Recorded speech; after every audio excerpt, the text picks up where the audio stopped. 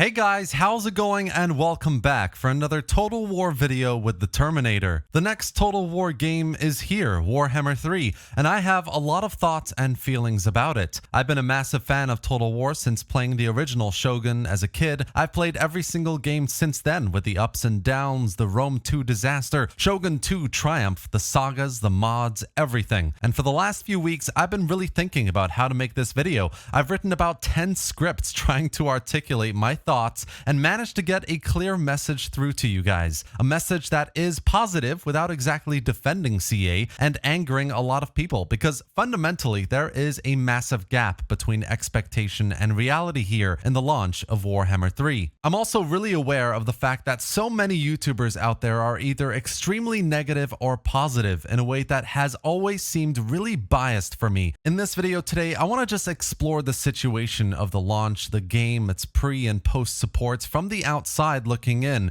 and discuss why I think Warhammer 3 is just another slightly rushed, unfinished game. Many of the issues will get fixed soon, and lots more future content is on the way to make it one of the best games in the series. But there are definitely some lessons to be learned here. So first, let's have a look at what's going on around the game. Warhammer 3 was and still is under immense pressure to deliver one of the greatest strategy games ever made, for a player base that often swings from super loyal to super critical. The game launched at the same time as Elden Ring and Horizon Forbidden West, which was never going to help with the numbers, and despite the 360 turnaround of many YouTubers out there, since I received a copy of the game from CA, I've actually quite enjoyed it. But there are of course glaring issues, the biggest of which is it's the first Total War campaign that completely limits the player to follow a number of specific steps to progress in the campaign story, and that punishes you if you don't. This is a style of campaign that could work actually if given the player more than one way to progress, and that doesn't limit the replayability of other factions. But unfortunately that's not the case here. You have to defend your territory against the onslaught of multiple invasions. You have to gather the souls quickly, and you have to finish the story to keep playing. And that ultimately removes the sandbox experience that Total War games are actually known for. Then there are the bug and crash issues, both old and new, that have caused a massive uproar in the community, because it gives the impression that CA aren't listening to reported problems from previous games, or reported problems from creators who have had access to it many weeks before its launch, despite this not being the truth, of course. Optimization, especially after Troy, which had absolutely no performance issues whatsoever, was clearly not ironed out in Warhammer 3, and the lack of communication post-launch from CA has been a bit of a surprise for many of us, including partnered creators. There's also no denying that the launch has been far from ideal, and the proof of that has been in the player base drop-off. Warhammer 3 may have launched with the second highest peak in the series, but going from over 160,000 players to 20,000 a day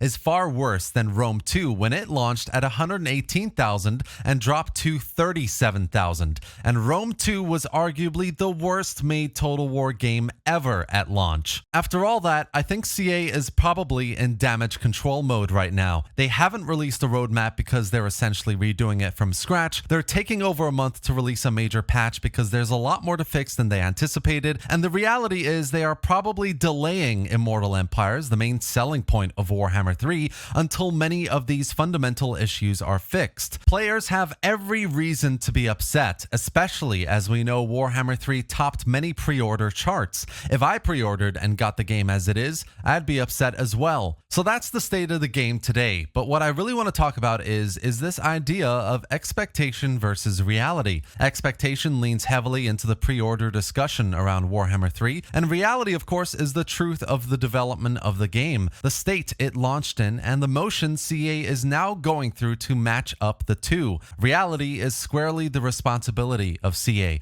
but expectation is definitely more of a mixed bag. The point I really want to make here, guys, is that expectation is essentially a measure of trust. If you had high hopes for Warhammer 3, then you probably trusted CA to deliver a polished, well-made game at launch, and you probably bought the game as a pre-order. But if you were taking a more cautious approach to the game, especially after launches like Rome 2 or even previous Warhammers to a similar extent, then you probably didn't buy with pre-order. Expectations is where we have a lot more control control. Despite how compelling marketing might be, how detailed the blogs are, or how positive YouTubers make it out to be, the expectation is where we can make a choice to trust in the future or not. So here's the message, guys. Stop buying pre-orders. Stop trusting CA, because as hyped as you might be for a game, the extra faction it might come with or the small discount, no matter what game it is, it makes absolutely no sense to pre-order unless you totally trust the company. But CA has already proven it's not to be trusted with the launch of their games. And by pre-ordering a Total War game, you're essentially giving CA more trust than they deserve. You may think you're telling CA you trust their product, but what you're doing actually is approving their business practice of launching a game now to make it a success later. And Warhammer 3, that's especially true because the game that's launching now is just the narrative campaign. It's not what people are really buying into. What they're buying into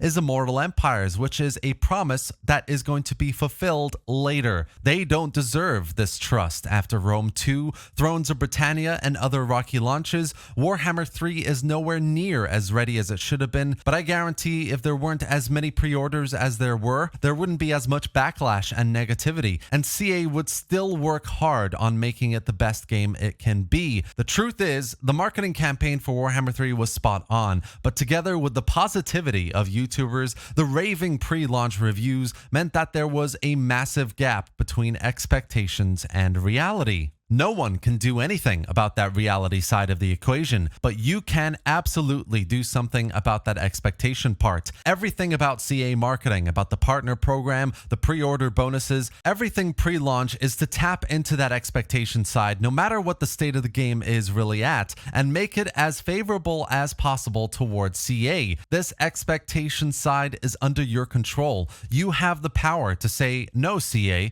I'd rather wait for post-launch reviews. Now, to be completely clear, I am not blaming the player base for the current situation Warhammer 3 finds itself in. CA are 100% responsible for the state of the game, the pre- and post-launch support. What I'm trying to say here is, in this expectation versus reality relationship, you can choose to never trust CA again after this launch, and in the future just simply sit back and wait for the game to come out and decide based on more honest reviews whether it's worth buying or not. At the end of the day, Warhammer 3 is history repeating itself for CA. Rome 2 launched in a nearly completely broken state, a lot more broken than Warhammer 3 is, and it took a lot longer to fix than Warhammer 3 will, but it happened. The parallels are there. Two major titles with huge pressure to succeed, so much expectation that buckled under its own weight. If you ask any historical Total War player here today, they will say, I would love a Medieval 3 or a Victoria or a Mongol Total War, but I heavily doubt that many of them would buy a pre-order.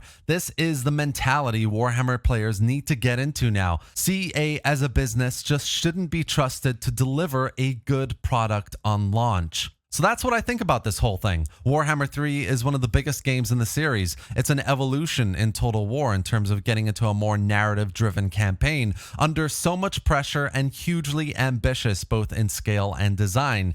It's a shame it came with the issues it did, especially after how much work was put into making Warhammer 2 as amazing as it became. But in the next few months, it will get much better, and even with patch 1.1, I think it will gain a lot of players that it lost. I just hope that after this launch, Total War players everywhere can see CA marketing, YouTuber pre-launch reviews, and pre-order bonuses are just not worth hyping our expectations about future games. I'm personally very excited for the future of Total War. I think that, a few months ago I made a video saying that the future is historical. There will be a new historical game. That's the next natural progression for the company. But I hope that you understand what I'm saying here is I'm not going to be buying into launch expectations, and I don't think you should too. CA just doesn't deserve our trust. And that's it for today, guys. I hope you enjoyed this video and found it informative. Subscribe for more Total War content, gameplay, and news, and consider supporting my channel by becoming a member, signing up on Patreon, or buying me a coffee.